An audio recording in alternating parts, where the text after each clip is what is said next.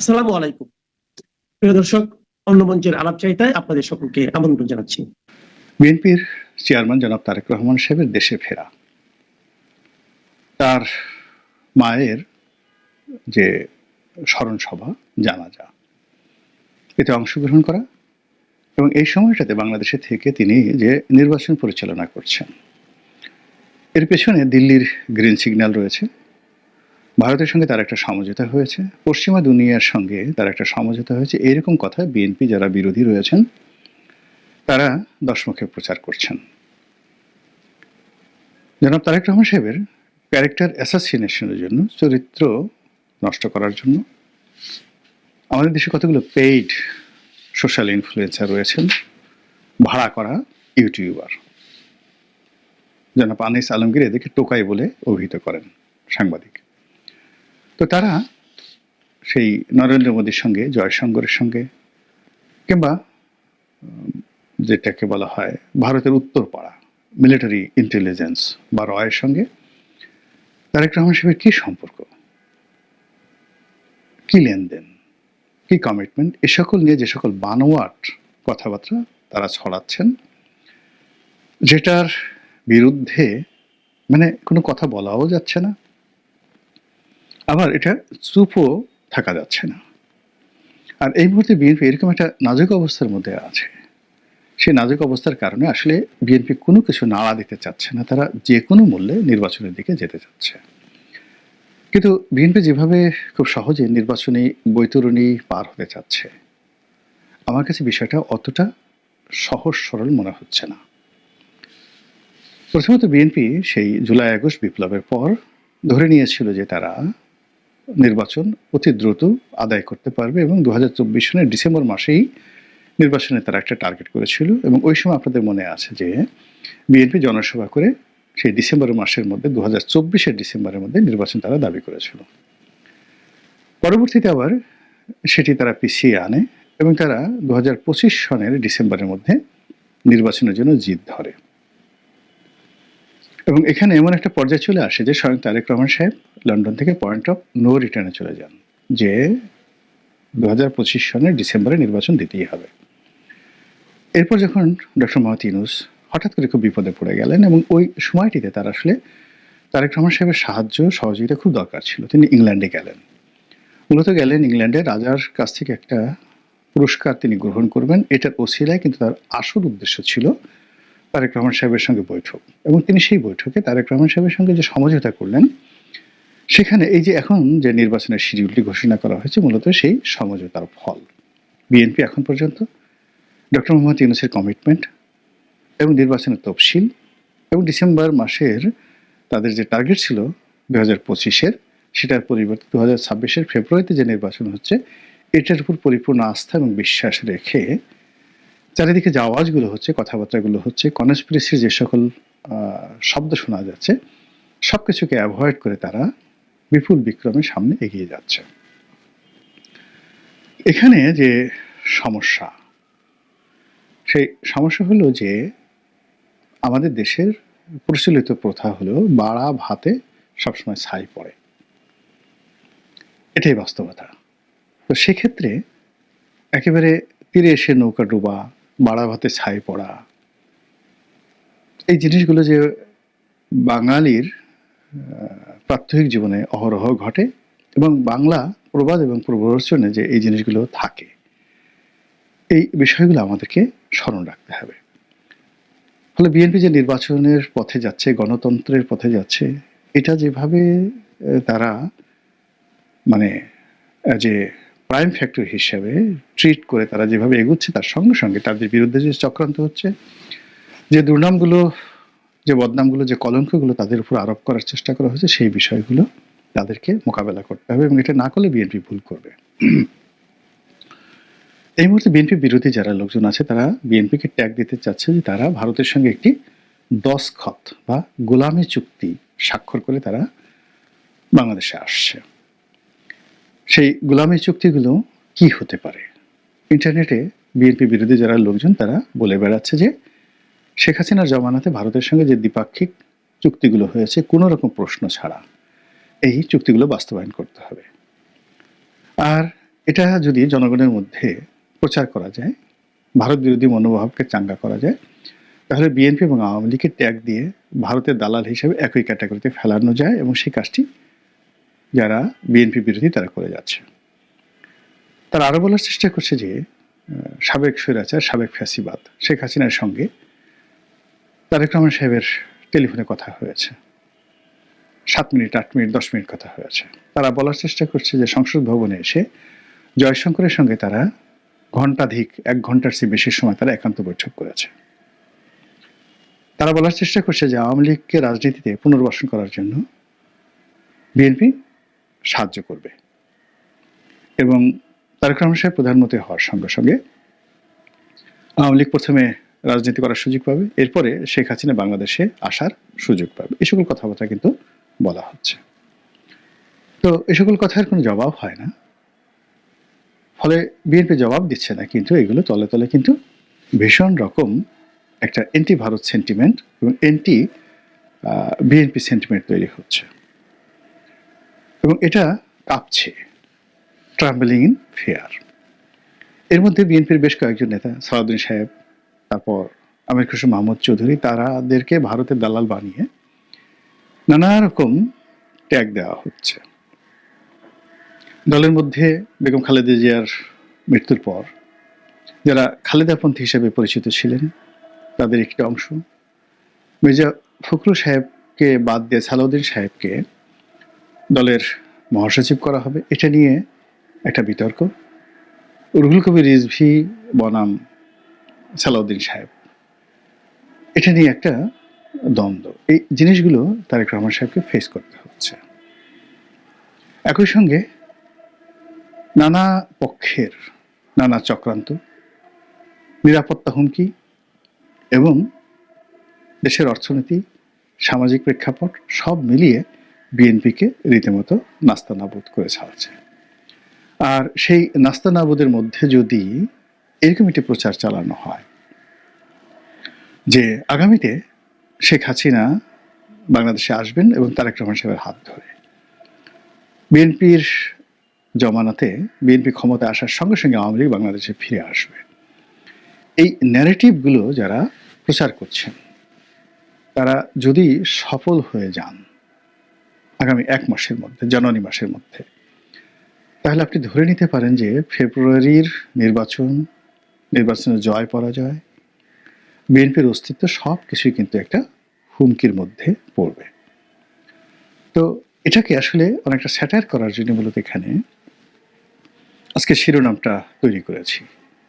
সেটি হলো যে বিএনপির উচিত যে হ্যাঁ, ভারতের সঙ্গে আমাদের কথা হয়েছে, ভারত, বিএনপি যদি গণতান্ত্রিকভাবে নির্বাচিত হতে পারে তাহলে সেক্ষেত্রে ভারত আওয়ামী লীগের যারা লোকজন রয়েছে তাদেরকে বন্দি বিনিময়ের চুক্তির অধীন সেটা রেসপেক্ট করে তাদেরকে বাংলাদেশে ফেরত দেবে। এবং একথা যদি বিএনপির যারা লোকজন আছে তারা 10 মেকে প্রচার করতে পারে যে ভারতের সঙ্গে আমাদের কথাবার্তা হয়েছে, যেহেতু কথাবার্তা হয়েছে এটা ওপেন সিক্রেট, তাহলে কি কথা হয়েছে? এখন কথা হয়েছে যে আগের চুক্তিগুলো রাখতে হবে, ট্রানজিট দিতে হবে, ভারতের দাস হতে হবে, শেখ হাসিনাকে রাজনীতি করার সুযোগ দিতে হবে। এই কথাগুলোকেই যদি উল্টে দেওয়া হয় 180 ডিগ্রি অ্যাঙ্গেলে, সেই অ্যাঙ্গেলে যদি বলা হয় যে ভারতের সঙ্গে আমাদের কথা হয়েছে, শেখ হাসিনার জমানাতে যে সকল চুক্তি হয়েছে সেই চুক্তিগুলো আবার নতুন করে পুনর্মূল্যায়ন হবে, পুনর্বিবেচনা হবে। এটা কি হবে না হবে পরের ব্যাপার, কিন্তু পাবলিকলি তো এটা পাবলিকলি এই জিনিসগুলো যদি প্রচার করা হয় তাহলে অনেকের মুখ বন্ধ হয়ে যাবে। এগুলো এক। 2 নম্বরে যেটা বলা যায় সেটি হলো যে ভারতের সঙ্গে আমাদের যে বন্দি বিনিময় চুক্তি রয়েছে, বাংলাদেশে যে সকল তালিকাভুক্ত আসামি রয়েছে ভারতে আছে, ভারতের মাটিতে, ইনক্লুডিং হাদির হত্যাকারী যদি ভারতে থাকে, ভারতের সঙ্গে আমাদের কথা হয়েছে। এটা বিএনপির যারা নীতি নির্ধারণী তাদের বলার দরকার নেই, যারা বিএনপির পক্ষে যারা টকশোতে যায়, যাদের কোনো অনেকের পদপদবি নেই, তারাই যদি এই কথাগুলো বলে, একটা আওয়াজ তুলে দেয় যে হাদির হত্যাকারী থেকে শুরু করে অন্যান্য যারা আছে তারা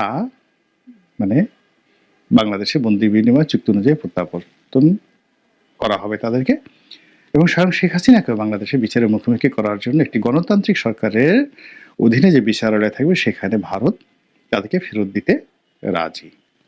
এই কথাগুলো বলার সঙ্গে সঙ্গে যদি বিএনপি আবার বলে যে বাংলাদেশে যে উগ্র ইসলামপন্থী গ্রুপ জাগ্রত হচ্ছে, যে জঙ্গিবাদ জাগ্রত হচ্ছে, যে ফ্যানাটিক মুভমেন্ট চলছে, এবং যেভাবে বাংলাদেশের মাটি ব্যবহার করে ভারতের 7 সিস্টারের উপর আক্রমণ প্রতিহত করতে চাচ্ছে, এই ব্যাপারে ভারত এবং বিএনপি যুগপৎভাবে যার যার সীমানার প্রতি, যার যার মানচিত্রের প্রতি, যার যার দেশের অভ্যন্তরীণ বিষয়ের প্রতি তারা শ্রদ্ধাশীল থাকবে, এবং বাংলাদেশের মাটি ব্যবহার করে যেন ভারতে কেউ কোনো অপকর্ম চালাতে না পারে, এই ব্যাপারে বিএনপি দৃঢ় প্রতিজ্ঞ, এবং এটা নিয়ে বিএনপির সঙ্গে ভারতের কথাবার্তা হচ্ছে। আর ভারতও তাকে নিশ্চয়তা দিয়েছে যে ভারতের সঙ্গে যে সকল বিষয় এখন অমীমাংসিত রয়েছে, সেই অমীমাংসিত বিষয়গুলো ভারত দ্রুত বিএনপির নেতৃত্বে নিষ্পত্তি করতে ভারত বিএনপির সাথে তারেক রহমান সাহেবের সাথে তারা প্রতিজ্ঞাবদ্ধ হয়েছে। এই কথাগুলো যদি তারা প্রচার করতে থাকে 10 মুখে, তাহলে এই যারা বিএনপি বিরোধী প্রচারণা করছে তাদের মুখে রীতিমতো চুনকালি পড়ে যাবে। এখন বিএনপির স্ট্রং মিডিয়া টিম আছে, তারেক রহমান সাহেবের নতুন প্রেস সেক্রেটারি যোগদান করেছেন, তার ব্যক্তিগত সচিব জনাব সাত্তার সাহেব, তিনিও দীর্ঘদিনের অভিজ্ঞতার সম্পন্ন বেগম জিয়ার সঙ্গে দীর্ঘদিন কাজ করেছেন। এখন এই যে সমস্যাগুলো এই মুহূর্তে হচ্ছে, নির্বাচনের খুব অল্প সময়, এখানে 1 ঘন্টার মধ্যে যে কোনো পরিবেশ পরিস্থিতি নিয়ন্ত্রণের বাইরে চলে যেতে পারে, 180 ডিগ্রি অ্যাঙ্গেলে উল্টে যেতে পারে, সম্ভাবনা এখানে দুরবস্থায় পরিণত হতে পারে, আশীর্বাদ অভিশাপে পরিণত হতে পারে, এনিথিং হ্যাপেন। তো সেক্ষেত্রে যদি বিএনপি তার মিডিয়া সেলকে, তার প্রচারণাকে, তার প্রোপাগান্ডাকে ঠিক ওইভাবে শানিত না করে, তাহলে অনেক সম্ভাবনা হয়তো সমলে বিনষ্ট হয়ে যেতে পারে। মহান আল্লাহ আমাদের সবাইকে হেদায়েত দান করুন। গতকালকে আপনারা যে ভিডিওটা দেখেছেন, আমার যে কথাগুলো শুনেছেন, তাতে আপনাদের বলেছিলাম যে অলরেডি ভারত অ্যাকশন শুরু করেছে। তার মানে ত্রিপুরার সীমান্তে কারফিউ জারি করেছে, এছাড়াও সিলেট সীমান্তবর্তী অঞ্চলেও রাত্রিকালীন কারফিউ জারি হয়েছিল। এই ঘটনাগুলো নিয়ে বলেছিলাম। এই ঘটনা বলার পর গতকাল সারা দিনে 4টি ঘটনা ঘটেছে। যে ঘটনাগুলোর মধ্যে একটা হচ্ছে যে নরসিংদী পলাশ উপজেলার চরসিন্দুর বাজারে দুর্বৃত্তের হামলায় মণি চক্রবর্তী নামে এক হিন্দু মুদি ব্যবসায়ী নিহত। দ্বিতীয়ত, চট্টগ্রামে আরেক হিন্দু স্বর্ণ ব্যবসায়ীর কাছ থেকে 350 ভরি স্বর্ণ লুটপাট। এরপরে আবার আরেকজন মাছের বরফ কারখানার ব্যবসায়ী এবং তিনি একজন সাংবাদিকও তিনিও নিহত হয়েছেন দুর্বৃত্তের গুলি করে গলা কেটেছে সেও হিন্দু। এবং সবচেয়ে নৃশংস আরেকটি সেটা হচ্ছে যে হিন্দু এক বিধবা ভদ্র মহিলাকে গণধর্ষণের পরে চুল কেটে ভিডিও করে ভাইরাল করে দেওয়া হয়েছে অনলাইনে। এই ঘটনাগুলো গতকাল সারা দিনে ঘটেছে। 4টায় হিন্দু নির্যাতন, যেগুলো এই মুহূর্তে ভারতের জন্য হটকেক হয়ে গেছে। ভারতের জন্য হটকেক, আর আমাদের বাংলাদেশিদের জন্য দুর্ভাগ্য। যার কারণে আমি আপনারা হেডলাইন এবং ব্যানারে দেখেছেন যে আমি লিখছি যে কোনো সময় ঘটতে পারে বড় অঘটন, এবং অঘটনটা কিভাবে ঘটবে এবং কেন ঘটবে সেইটার মূল সারমর্ম আমি আপনাদেরকে বিস্তারিত বর্ণনা করছি। কারণ এই অঘটনের যে কোনো মুহূর্তে, মানে এই মাসের ভেতর যে কোনো মুহূর্তে শুরু হয়ে যেতে পারে সার্জিক্যাল স্ট্রাইক, এবং এটা যে কোনো মুহূর্তে হইতে পারে, এটা গ্যারেন্টি রাখতে পারেন। শুধু যে 4টা হিন্দু, আজকে 3 জন হিন্দু ভদ্রলোক মারা গেলেন এবং একজন হিন্দু ভদ্র মহিলা গণধর্ষণ হয়েছেন, সেটার উপর না। এই যে কারফিউ গেল, গত পরশুদিন যে কারফিউ দেওয়া হয়েছে, এবং এই মুহূর্তে আপনাদেরকে আরও কিছু যে নিউজগুলো বলছি, এগুলো পুরোটা শোনার পরেই আপনারা বুঝে যাবেন যে কাহিনীটা আসলে কি হচ্ছে এবং কি হতে চলেছে। এটা বুঝতে মনে হয় আপনাদের তখন আর কষ্ট হবে না। তো আপনারা যারা সাবস্ক্রাইব করেছেন আমাকে এই পর্যন্ত, তাদের সকলকে ধন্যবাদ। সাবস্ক্রাইব করে আমাদের এই কথাগুলোকে সারা বাংলাদেশে ছড়িয়ে দেওয়ার ব্যবস্থা করুন। আরও সাবস্ক্রাইব করুন প্লিজ। পরবর্তী আজকে যেই জন্য আবার আরেক রকম ভিডিও, যেটা যে কোনো মুহূর্তে অঘটনটা কি ঘটছে জানেন? বাংলাদেশ ভারত সীমান্তে, বাংলাদেশ এবং ভারতের সীমান্তে আসাম এবং ত্রিপুরা এই 2 রাজ্যে 11 জন জঙ্গি ধরা হয়েছে। আর এই জঙ্গি যারা, মানে ভারত সীমান্তের কাছে যে জঙ্গি, এরা হচ্ছে যে ইসলামিক ইমাম মাহমুদ কাফেলার একটি অংশ। এটা ইমাম মাহমুদ কাফেলা। ইমাম মাহমুদ কাফেলাটার প্রতিষ্ঠা কিন্তু বাংলাদেশে হয়েছে 2023 সালে। এই ইমাম মাহমুদ কাফেলার অনেককে ধরা হয়েছিল বাংলাদেশে, এবং সেই জঙ্গি সংগঠনেরই 11 জন বর্তমানে ভারতের ত্রিপুরা এবং আসাম রাজ্যে ধরছে। তো ভারত বাংলাদেশ সীমান্তের চতুর্দিকে নিরাপত্তা বলয় অলরেডি তৈরি করেছে ভারতের বিভিন্ন অঞ্চলের গোয়েন্দারা, প্রশাসনিক যে কর্মকর্তারা আছে, এরা কিন্তু সার্বক্ষণিক চোখ রাখছিল। আর এই চোখ রাখার কারণেই এই নতুন জঙ্গি কাঠামো, যেটা মানে ইমাম মাহমুদ কাফেলা, এই কাফেলার আপনার 11 জনকে বিএসএফ ধরছে। এবং বিএসএফ সরাসরি তথ্য উপাত্ত এবং গোয়েন্দা রিপোর্টের ভিত্তিতে এই 11 জনকে ধরছে, এবং 11 জনকে ধরার সাথে সাথে এটা বাংলাদেশের সরকারকে জানানো হয়েছে রাতেই। আর এই ঘটনা ঘটছে আপনার 28 তারিখ দিবাগত রাত, মানে 29 তারিখ পড়ে গেছে। আপনাদের নিশ্চয় মনে আছে যে 29 তারিখে খালেদা জিয়ার মৃত্যু ডিক্লারের আগেই ঢাকা থেকে আমাদের বাংলাদেশের যে অ্যাম্বাসেডার আছে, ওনাকে জরুরি তলব করেছিল বাংলাদেশ। এই জরুরি তলবের মূল কাহিনীটা ছিল যে এইটা, যে এই যেই 11 জনকে ধরছে, তার মধ্যে 3 জন বাংলাদেশি, বাকিরা ওইখানকার মুসলমান গোষ্ঠী, যাদেরকে বাংলাদেশ সে সন্ত্রাসী গোষ্ঠীগুলা আপনার কম্প্রোমাইজ করছে, যে মানে ভারতে একটা গন্ডগোল লাগার জন্য। আর আসাম ত্রিপুরায় আমাদের বাংলাদেশের আইএমকে নেটওয়ার্ক, যেটা মানে ইমাম মাহমুদ কাফেলার যে নেটওয়ার্ক, এটা আসাম এবং ত্রিপুরাতেও আছে। ওখানকার কিছু মুসলমানকে এরা অ্যাড করছে, করে এই কাহিনীটা যে ওখানে আসাম এবং ত্রিপুরাতে একটা ইসলামিক বিপ্লবের মতন ঘটানোর জন্য, যেটা সব বারবার আমাদের এই যে বিভিন্ন উপদেষ্টা এবং বিভিন্ন ওই যে এনসিপি আলারাও বলছিল। আপনারা জানেন যে এনসিপি আলারাও বলছিল যে আমরা ভারতের বিচ্ছিন্নতাবাদীদের এই সহযোগিতা করবো, এদেরকে দেশে আনবো, এদেরকে দেশে রাখবো, এদেরকে এই করব, ওদের প্রশিক্ষণ দিব। এখন যেটা বিএসএফ যেটা বের করেছে, সেটা হচ্ছে যে আপনার এই যে 11 জন ধরছে, এবং এই 11 জনের মধ্যে যে 3 জন বাংলাদেশি, এবং বাংলাদেশে এদের যে নেটওয়ার্ক আছে, এটা হচ্ছে আনসারুল্লাহ বাংলা টিম এবং আপনার জেএমবির সাথে সম্পর্ক।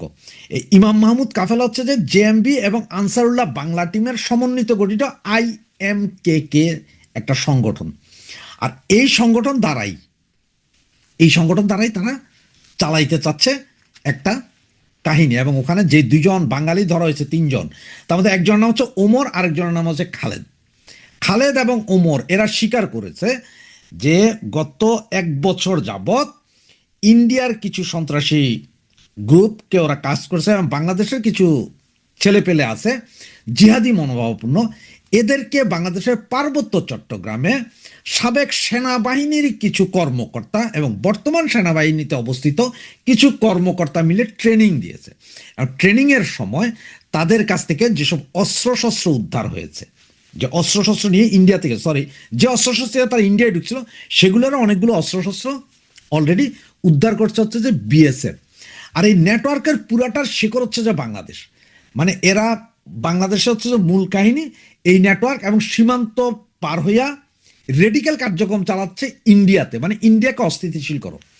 এবং এই 2 জন ওমর এবং খালেদ 2 জন যারা ওই 11 জনের সাথে গ্রেপ্তার হয়েছে ইন্ডিয়াতে, এই 2 জন এইটাও স্বীকার করছে যেখানে পাকিস্তানের আইএস কর্মকর্তারাও ট্রেনিং দিছে পার্বত্য চট্টগ্রামে প্রায় 650 জিহাদি মৌলবাদী গোষ্ঠীকে ট্রেনিং দেওয়া হচ্ছে।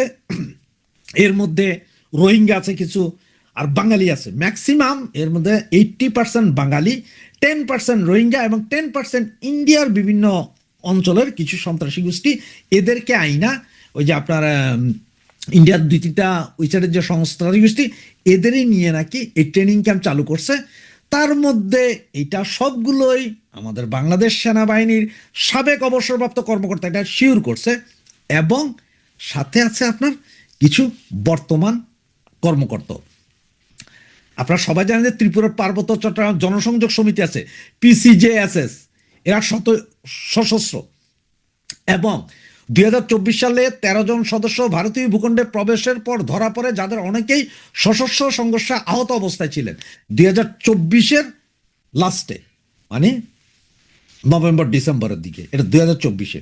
এবং গত পরশুদিন ধরা, এই 29 তারিখে ধরা গেছে আরো 11 জন। এবং এরা সবাই হচ্ছে যে আদর্শিক উগ্রবাদী, এবং এই যে আপনার গাজবাতুল হিন্দের জন্য এরা খুব প্রস্তুতি নিয়ে রাখছে যে ওরা গাজবাতুল হিন্দ করবেই।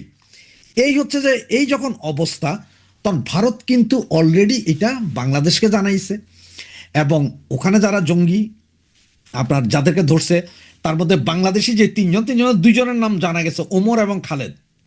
ওমর এবং খালেদের কাছ থেকে বেশ কিছু অস্ত্র উদ্ধার হয়েছে, যে অস্ত্রের ছবিগুলো আমরা আপনাদেরকে অলরেডি দেখিয়েছি। এই অস্ত্র উদ্ধার হয়েছে এবং তার রেডিক্যালাইজেশন করে ইন্ডিয়াতে একটা বিশাল নেটওয়ার্ক করে একটা গন্ডগোল করতে চাইছে। আর ইন্ডিয়া এই জিনিসগুলো সব অলরেডি তাদের বিভিন্ন মিডিয়া সহ আন্তর্জাতিকভাবে এটা তুলে ধরছে। এইদিকে গতকাল সারাদিনে যে 4 জন হিন্দু মারা গেল, 3 জন হিন্দুকে মেরেই ফেলা হয়েছে, আর একজন মহিলাকে গণধর্ষণ করে চুল কেটে রাস্তায় বেঁধে রেখে ভিডিও করা হয়েছে, এগুলো অলরেডি সারা পৃথিবীতে জানে। তার মানে ইন্ডিয়ার হাতে অস্ত্র আমরা তুলে দিচ্ছি একের পর এক, এবং যে কোনো মুহূর্তে ইন্ডিয়া এখন কাউন্টার অ্যাটাক করতে পারে বাংলাদেশকে। এবং সেটা যদি আপনার ভেনিজুয়েলার মতো হয়, কারো কিছু করার নেই, বা আপনার রাশিয়ার মতো হয় যে ইউক্রেনের উপর আক্রমণ চালিয়ে দিছে, সেরকম হলে কারো কিছু করার নেই।